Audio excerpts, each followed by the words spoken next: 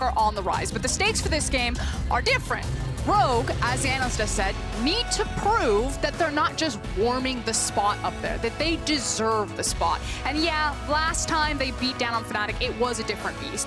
And it's unfortunate, but I feel like what form Fnatic are in today will kind of decide how valuable this victory or defeat is for Rogue. And the thing, I don't think Rogue want to face off against an easy Fnatic. They want a Fnatic that comes at them full force, because this can be a game where they do prove something here. Prove they certainly do deserve to be a cut above the rest. So I'm curious to see what we get into inside of this draft now, because already seeing some focus over at Reckless, who has been such an awesome force for Fnatic. Yeah, and already you can see that while Reckless is also getting targeted out, it's also self-made, taking away something like that causes. I'm curious if they're going to allow the twisted fate through, Rogue that is, and give that champion to Nemesis when it's been such a mainstay for him. Now, one of the things that I do want to point out is that Rogue really prioritizing having push priority in their lanes. So even if they do give the TF, maybe they decide that's fine, because it means that Larson can get something like an Azir. Yeah, they love to have this push. They can play through Inspired, playing for objectives in the early game. On the other hand, Fnatic like to run comps with less tanks than Rogue do on average. You know, 1 to 2 tank compositions.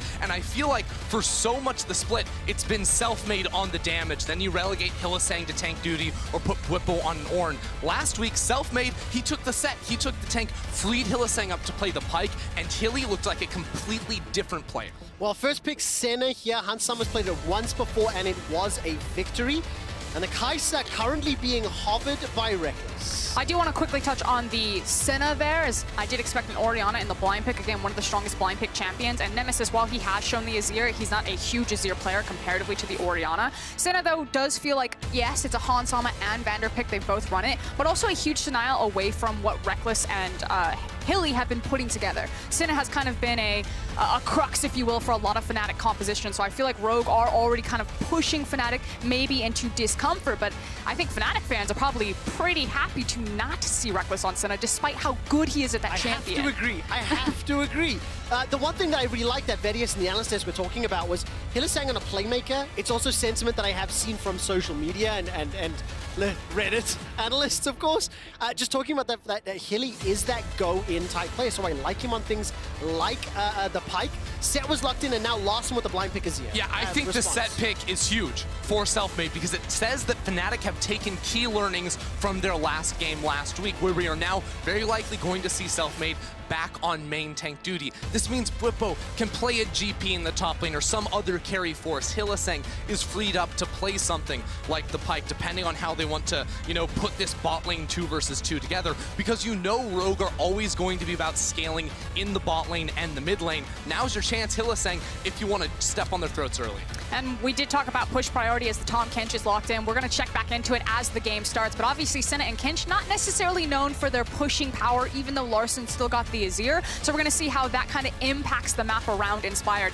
That's what I want to see. I think Bard is just the most powerful support in the game right now. You said you wanted Hilly on a playmaker. There is nothing more than the Bard. This is something I love to see. It gives Hylissang the ability to roam around the map. One thing I was thinking is, can Fnatic attack around this middle lane early, get Nemesis in a good position? But also now that Fnatic do have long-range, non-committal engage, Bwipo is freed up to go wherever his heart desires in the top. Now, normally when Fnatic pair a roaming champion from Hilly, they usually give Reckless a very safe AD carry to farm. So that's why you see something like a Caitlyn ban. Yes, Caitlyn's also cropping up on this meta, but she can also be left alone by herself. Is this a Reckless Karma game? Is this a Reckless Ashe game? They need to find something that he can kind of just sit tight and allow Hilly to focus Nemesis's lane with set. Yeah, I mean, because Reckless has played so many different champions so far this split. We know we've seen him go for a lot of the mages down in the bottom lane, but clearly Rogue are saying we need to remove the long-range options that can match the range of a Senna later on. The Caitlyn and the Jhin now banned the Jhin that Reckless did play last week, which looked so good, combining with CC supports in the bot lane. Could have been a pretty powerful combination there with the Bard. Well, now we have to find out what Fnatic elect to lock in for Reckless. That champion pool hit was immense. Ezreal, that's a Caitlyn, classic. Jhin, Sivir, it's your reliable champion that can sit in the bottom lane, push the waves, and unlock Mickey to roam. Yeah, and it also actually works really well with Bard. Sivir Bard is one of the old school combos. You chuck the Bard ultimate, and then you press the Sivir ultimate, and you just slam onto whoever you catch out, as well as also being a reckless special. Yeah, and it gets the set into the fight. That's going to be really solid. On the other side, Rogue now have a lane they can play through. Top lane with this Renekton, a Sejuani next to it. This is going to be a little bit of a different look for Inspired, not playing to put himself ahead, but rather be another huge tank for Rogue. Again, Rogue build up these super beefy front lines now with a Sejuani or Renekton, a Tahm Kench, because it's all about buying space and allowing your stars Hansama and Larson to shine in the team fights. And look at that last pick, the Ornn to round out the composition. I really like what fnatic have put together. I also think it's relatively easy to understand, and that gives some confidence. Yeah, and it's an old school Fnatic composition. Yes. We have seen this comp almost 1,000,000 times from Fnatic right there. So rejoice, Fnatic fans. It looks like your team has finally figured it out that there's not going to be any curveballs thrown here. Now, just as an aside, this is the second time we've seen Sivir this split. The last time Patrick ran it against Fnatic and lost. Let's see what Reckless can do with the champion. Turn our attention really quickly to Rogue. Senna, TK, Renekton, Azir. Slightly different look. What do you think, Enda? Yeah, again, Rogue, very commonly, they're looking to scale. They do have some strong laners early on in the form of their Renekton. I also think Senna TK early is no slouch either from level 1, level 2. So I want to see what Rogue can do here. We have team fight versus team fight. We have engage, we have everything. It's all going to come down to the objective fights. Well, let's see what Fnatic can do. Remember that if Rogue win this game, they guarantee playoffs, and they'll join Mad Lions in the postseason. Let's get ourselves ready. It's Rogue versus Fnatic.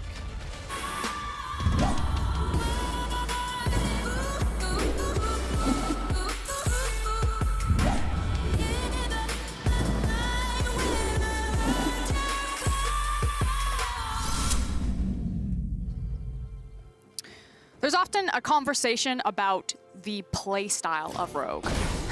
As I say that, a cute little level 1. And I feel like we've done almost a poor job of kind of putting very specific language onto Rogue's playstyle, or kind of the pieces that make up it.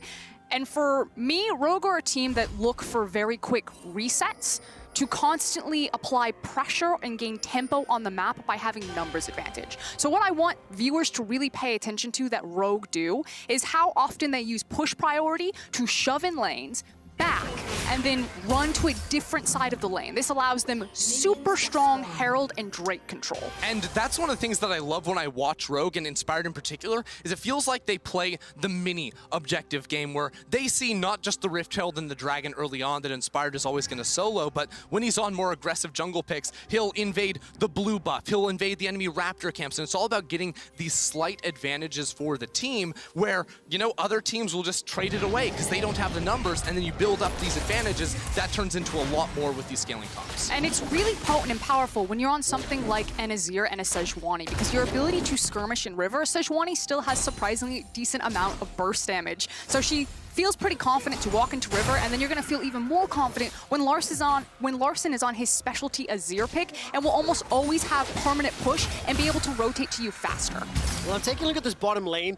One of the things, Fruscreen, you were talking about was this impact that TK center lane was going to have. A little bit of a race to level 2. Reckless and Hilly getting much better trade right now, and Hansama dropped to 200 HP. And I actually think a huge part of that bot lane trade is the Guardian that Hylissang is going to be running. On the other side, it's an unsealed spellbook, so no immediate value for Vander in the 2 versus 2, but the Guardian soaked up a whole lot of damage. Reckless is also going to be running the lethal tempo, which when you do proc that against enemy champion can help in the trades or also just clearing away minions. Naturally, of course, Senna and Tahm Kench, we've seen it 1,000,000 times, but it is a relatively difficult bot lane to deal with and to move. Now, Sivir has had some buffs, some nerfs, and some different changes over the course of it. Ultimately, though, it's still going to work the same thing since we haven't seen her in a hot minute. She's still going to need more levels before she's going to have perma wave clear. It got a little bit more difficult with the damage from her W, but her Q does a bit more damage, so she now kind of has a bit more team fight strength, especially in early skirmishes, without just that easy perma push wave clear, without relying on itemization and levels and her points. Now, just as a follow-up to that, we were talking about how Sivir will eventually be allowed or, left alone in the lane so that Hylissang can roam.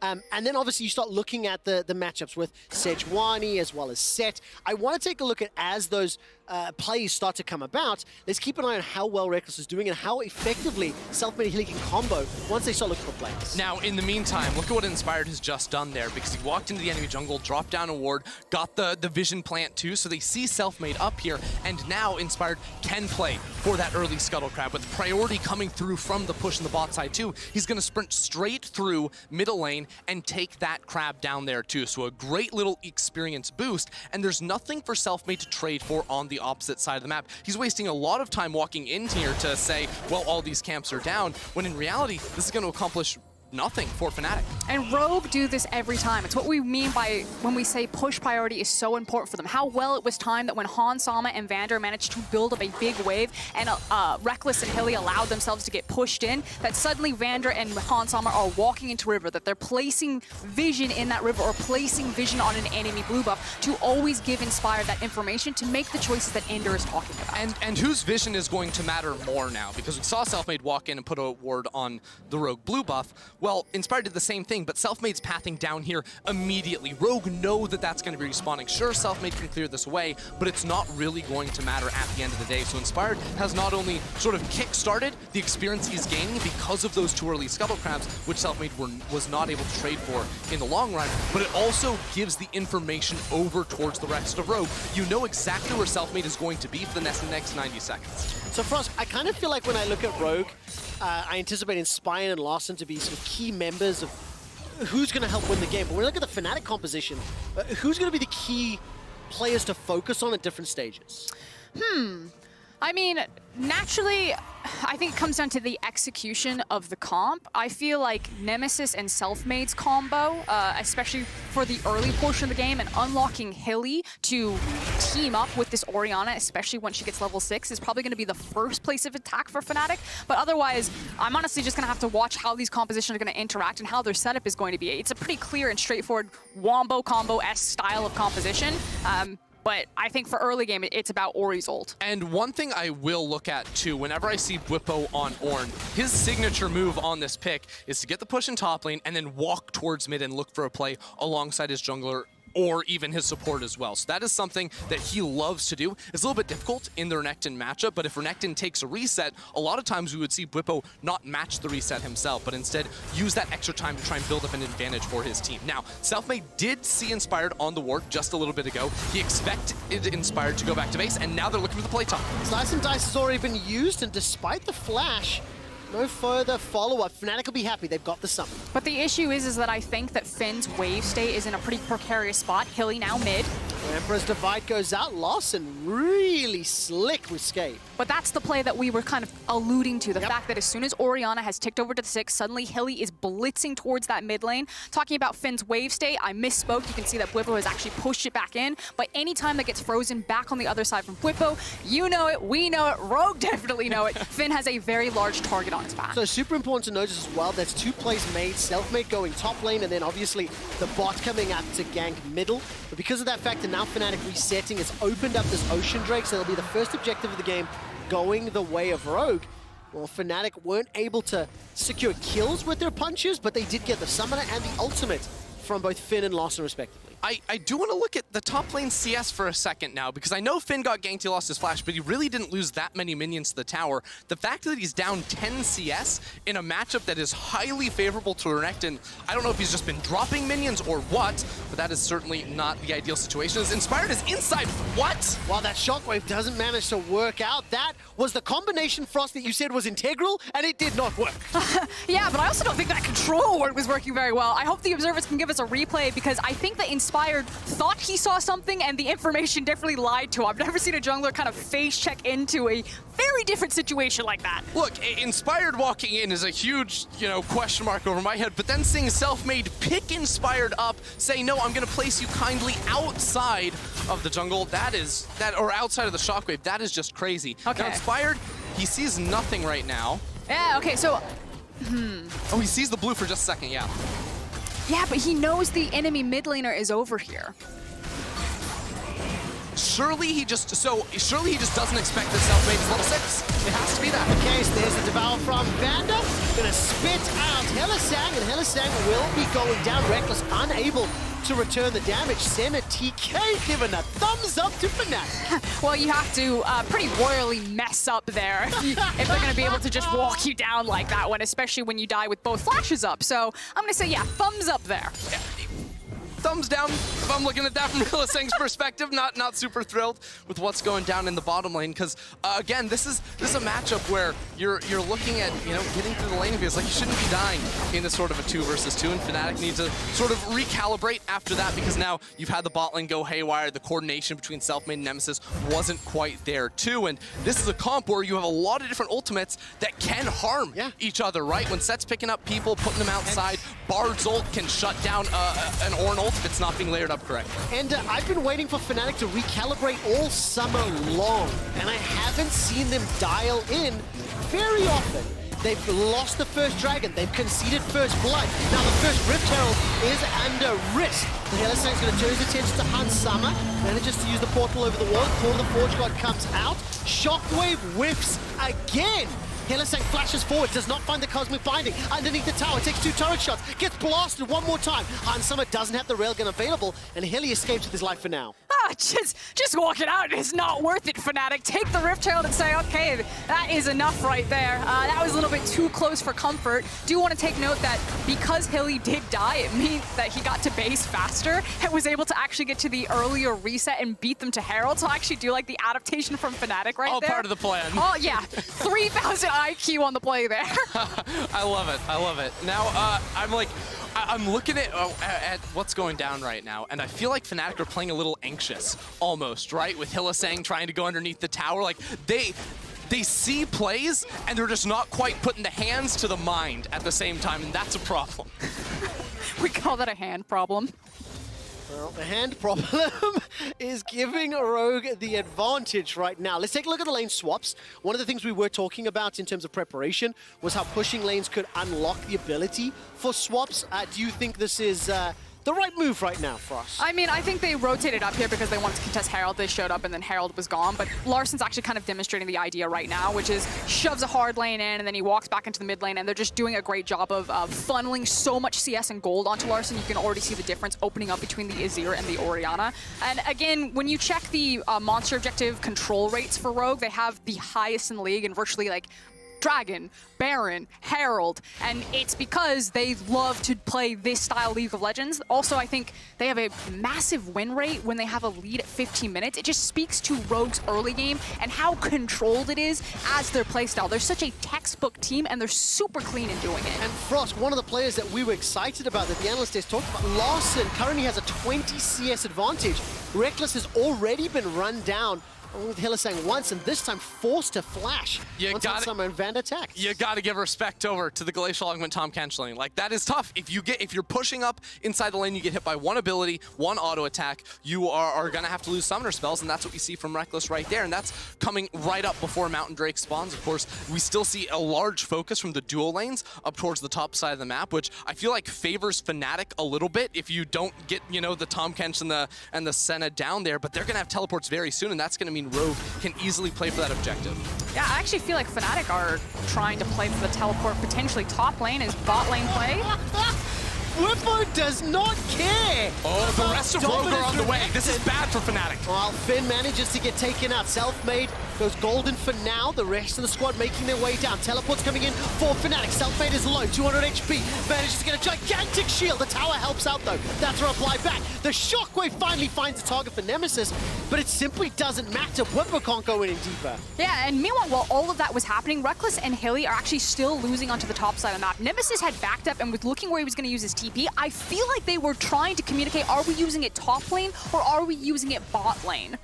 And, I mean, I just see exactly how Rogue want to play this game within that play, too, because they have TP on Hansam and Vander. They could have gone down bot lane, but they say, we can get down there, we trade ults. or we trade kills, and then the TP gets blown from fnatic as well, and we're just going to keep on farming because we don't need to force the issue too hard. We know fnatic, that's exactly how they want to play our game. Well, Hansama's completely content to keep on farming up and looking for the later fights. Well, Rogue are going to be very content with a 1,000 gold lead, and as Frosgren said, with a lead at 15 minutes, Rogue are exceptionally adept at finishing the game. I do have a breaking news update that is legitimately important.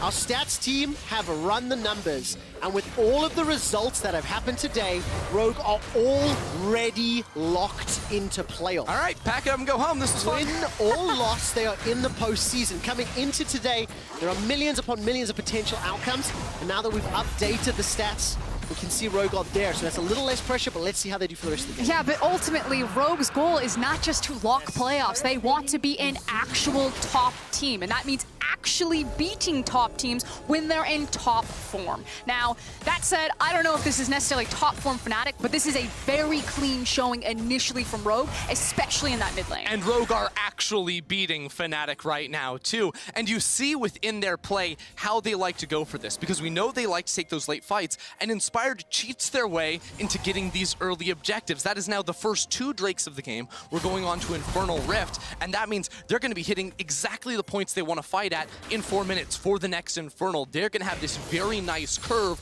where they can take Fnatic in these river fights and look for yet again another very early Dragon Sword. And it's super dire because that's like the Drake that Fnatic really need to fight for. It's usually the 3rd, otherwise you're forced into that pigeonhole scenario of giving away the soul. And like Ender is talking about, Fnatic simply just really won't have the itemization to do it. So they need to get really crafty about how they're going to get the advantage for Rogue in 3 minutes time. Now, if their coordination can be calibrated correctly, that team composition from Fnatic inside the Dragon Pit or around it is going to be hugely influential, but there's the gold graphs on your screen right now. The biggest problem for Fnatic, I mean, yes, Larson and Hansama very much ahead. Bwipo and Selfmade have more gold than Nemesis and Reckless.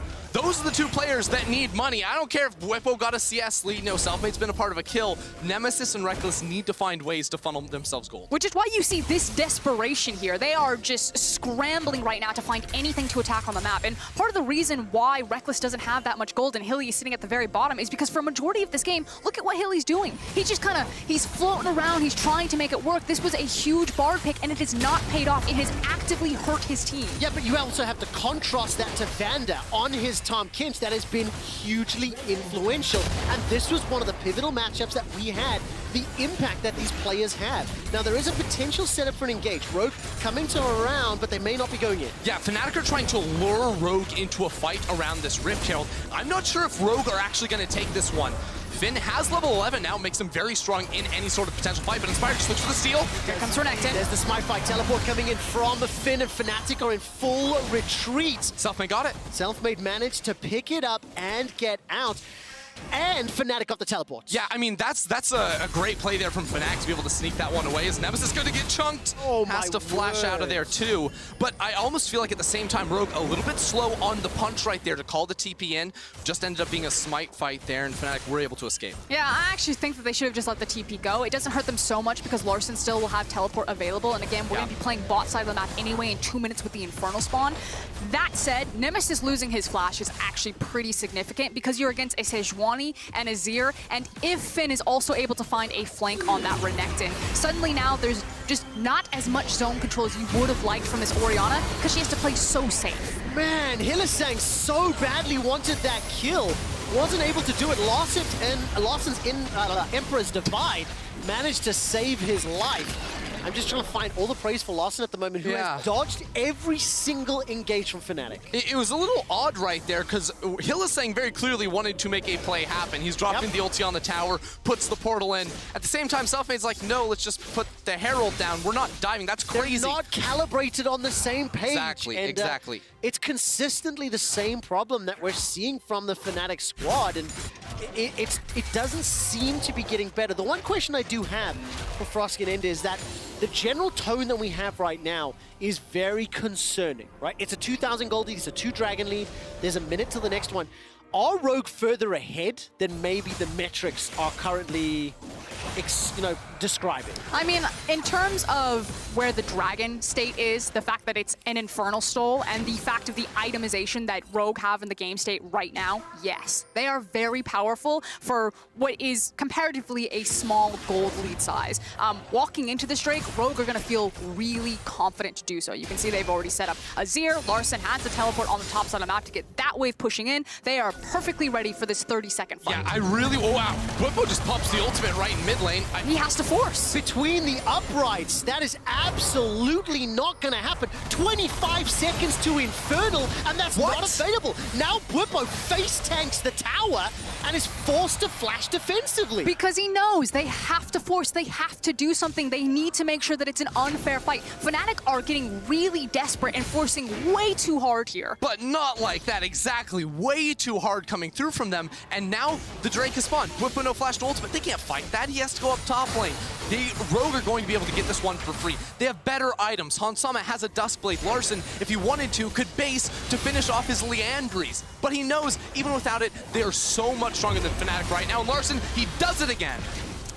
And now it's even more dire. You can see it, Fnatic knew they had messed up, the Ornn ultimate wasn't available, we called it, they give it away, now we're on Soul Point. Now Fnatic have 5 more minutes, basically before this game ends, and Rogue are just in cruise control. They feel amazing about this. And I'm so disappointed for Rogue. Do you want to know why?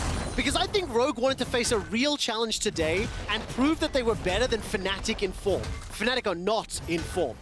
And it still leaves us without answers. Last week, Rogue were capable of taking down G2, but couldn't pull it out. And now here's an answer. It's going to get locked down. That's a good shockwave, but there's just not enough damage. The 3-man shockwave, frankly, didn't do enough. But now the momentum is there. Trevor, yeah, Fnatic's not in form, and Rogue are really starting to recognize that, but now they're going to start playing with their food. I want to see Rogue show what Mad Lions, what G2s do to teams that they know that they're better than, and it's really just to start bullying them and pushing them around. And we just got the first little taste test of that right there, too. Tom Kench ulting all the way underneath the tier 2 turret in the bot lane, knocking that one down, almost killing Nemesis too. And Rogue, they're in a position now where it is so easy for them because of the state of the map. They can control mid lane, they can control vision. They don't have to force anything around a Baron or anything like that. They will wait until Fnatic come to them because, as we've said before, Fnatic are getting desperate. And the nice thing is that even though they're not running a traditional ADC, a Senna versus something like a Sivir, like an Ashe, their Baron is still rather quick because they have a Blade of the Rune King Renekton as well as an Azir. Rogue will often play the Senna with the Azir. Fnatic, when they play the Senna, don't always play it with the Azir because Nemesis doesn't really prioritize that champion as highly as Larson does. So it really helps even out their comp. Even as we turn to a monster objective like Baron, Rogue still have great threat on it. Now, Fnatic did just pick up their second tower of the game. It is 3 minutes until the next Drake spawns. We know Baron is available to, well, basically anyone, and now Larson will once again be the target of an engage. He's once again, the sliding, shifting sands easily escapes any potential threat from Hylissang. It's just too late in the game for Fnatic to try and kill Larson. Larson is the best team-fighting mid laner in the LEC right now. You have to hit him early. They failed to do that, and here they go again. I mean, goodbye, Selfmade. The jungler is down. Call of the Forge God comes out now. This is a 4 versus 5. That's Hansama forced to play defensively. He's taken out. Nemesis gets the man. Now it's 1-for-1. Shockwave comes back. I think anti-synergy, I believe the Tempered's Fate prevented the damage. Fnatic, though, definitely are in a good position. Vander and Finn, as well as Larson, escape with their lives. 1-for-1 trade to end it all. And I will say Bwipo's ultimate right there was absolutely huge because Fnatic should not be able to find these great fights currently. Rogue lined up for it though, and they were able to knock down Hansama. The thing about Rogue compositions is that there's really 2 players you need to look at to take out, and then you win the fights. That is Hansama and Larson. When Fnatic succeed, the fights are winnable. But currently, at this point, Fnatic maybe get 2 more fights or 2 more opportunities to try to do that. Yes, Larssen doesn't have flash. It's not as significant or meaningful because he is the Azir. And we've just been seeing kind of these maneuvers every single time. And reminder, Fnatic are desperate. They are constantly just trying to find Rogue at any point and just sucker punch them. That's the only option that they have right now. And you can tell they've completely forgone just trying to farm out the lane phase. Reckless is sitting on Essence Reaver and a BF sword. Honestly, it's surprising to me to see Fnatic commit into this fight, but Bwipo makes the call, and that's the ulti. He doesn't get CC'd up, so he's able to knock that one through. Hansama took so much damage in the front there as well, but you can see on the back end of this fight, it's a little bit hard when Reckless gets chunked out on that Sivir to actually deal damage to the Rogue lineup because he's so low range. At the end of the day, 1 for 1. The goal difference still sits at 1,000. 1 minute until the Infernal. Finn gets caught by the Tempered Fate. Now the Cosmic Binding needs to lock him down, and it does not. Finn able to slice and dice his way to safety. Hylissang is swinging, but Fnatic are missing. But Fnatic keep going too soon. We're 50 seconds out from an Infernal Drake. Even if they get that kill, Finn respawns and walks back onto the map. Now they are down their ultimates one more time on a Sivir and a Bard leading up to this Infernal. This means Rogue get mid control. This means Rogue get river control leading into this objective, and Fnatic are not going to be able to find the right foot to approach the fight. Frostcott, these execution errors reminiscent of what we've been seeing from Fnatic in previous weeks. I mean, yes, but I also think it's individual performances that are really falling down here. I think the idea, like, I agree with Ender that the timing is off, but, you know, maybe Fnatic are just trying to desync back timers and just kill someone from Rogue. If you're going to watch anyone from Fnatic in this fight, watch Selfmade. He's on the flank all the way underneath. He has to pick up Larssen or Hansama and nuke him at the start of the fight. Yeah, Hylissang's going to try push Finn away. There we go to Vision. Thank you, observers. Finn will be able to match Selfmade for now. Rogue, now back away. Now, Selfmade needs to grab Inspired, dunk him on Larssen, and then hopefully Facebreaker the Azir, and hopefully in that, the Shockwave kills Larssen, otherwise this fight's over. Infernal Drake down to 4,000. Rogue holding on to it. Glacial Prison's available for Inspired. A Fnatic group up, that's going to get fired. Exhaust onto Finn. He's going to get chased down. Dragon's inside the pit. Fnatic are fighting on multiple fronts, and they've got the kill to Finn. Curse the Blast Mist have already been shot down, and now Selfmade's in trouble. So is Bwipo. There's the Sand Soldiers going back as Larsen's on the retreat. Fnatic have won the fight. And they're chasing down Larssen now too. Hylissang's gonna shut him down. They get the Drake on top of that, and Fnatic are once again in control. Hylissang spent so much time delaying Finn on the side, and then Rogue seemed completely confused as to what kind of fight they wanted to take. Rogue are so good in the first 15 minutes of a game, but just like their throw to G2, when it really comes to it on an open map, when they have to have that consistent setup, just a miscommunication. The fact that they were split from Finn, that they were focusing different targets, and Fnatic were just faster on the trigger for a very key fight that keeps them alive for 5 more minutes in this game. Rosker, and you said Fnatic have 2 fights left. They've won 1 of them. Now they have 1 more fight, 1 more opportunity to not throw.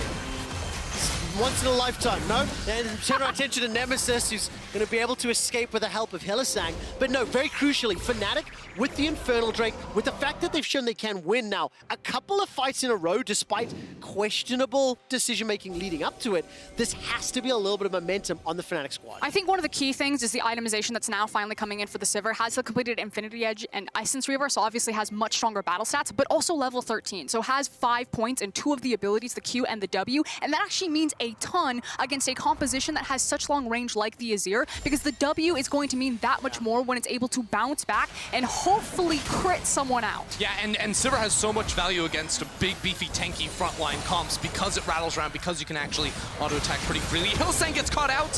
What was that decision? Why? Why? That is the question I want to know. I have seen that too many damn times in summer. I don't know what to tell you, Trev. There isn't an answer. Unbelievable. Okay, I guarantee you in the comms, the same thing's happening. Now, it is such a difficult scenario because it feels like Rogue have done more good things throughout the course of the game. But the game state feels even, and it feels like these fights are on either Dragon or Baron are going to be what's going to determine this. Do you think that's fair? I mean, I think an issue is kind of the front tank line for Rogue. If you look at the champions, it's Bork Black Cleaver for the Renekton, so not any true tank stats, and then Sejuani is, you know, a couple of pieces of the armor, a couple pieces of MR, like a Bwipo. Bwipo's a big deal right now. in terms of an actual front-to-back fight, it's harder for Rogue to kill the front line for Fnatic. And I think we saw that kind of in the last fight, and now it's just a question of how long can that front line sustain for Fnatic's carries and Nemesis and Reckless to get the damage necessary that they can make use of all of his tanky stats. And to talk to me about that question, because Fnatic and tanks is a discussion that we've had off air. Yeah.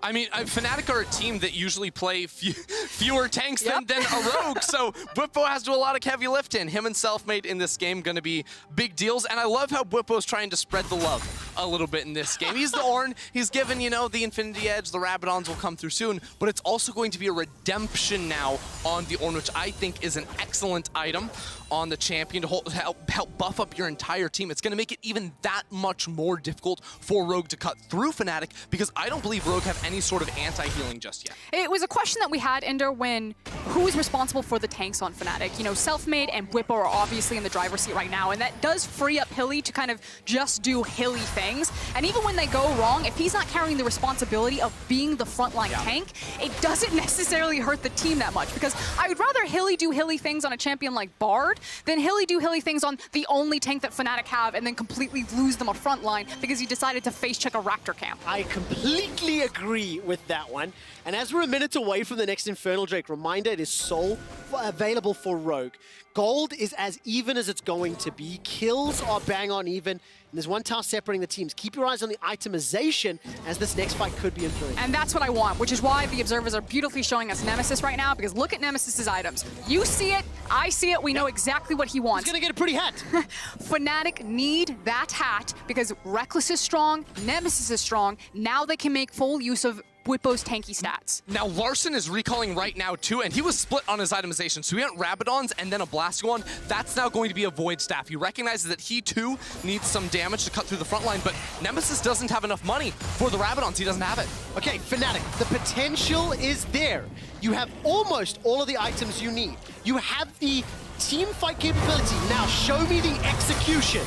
Core of the Forge God comes out and the Glacial Prison interrupts it. Inspired may have just saved his team's life. Larson is good position. He's going to use the Bellows Breath, and Larson's trying to use those Sand Soldiers. The Shockwave on Finn was frankly not enough. Now all of a sudden Selfmade's in trouble. Larson had a beautiful position on that fight. He zoned away the entire squad of Fnatic and just let Selfmade out to dry. That is on the Infernal Soul, and there is no smite. Fnatic have to fight this. Once again, we saw Fnatic tank caught out of position. Bwipo ulted. He was too far forward. The rest of his team punished for it. And now Rogue are going to secure the Infernal Drake, the Infernal Soul, for free. Burn, baby, burn. Rogue are the real deal, and Fnatic are faltering. But this is the thing. It's not flashy. It didn't end in a huge team fight. It didn't end in explosions. Watch Larson. Watch where he stands.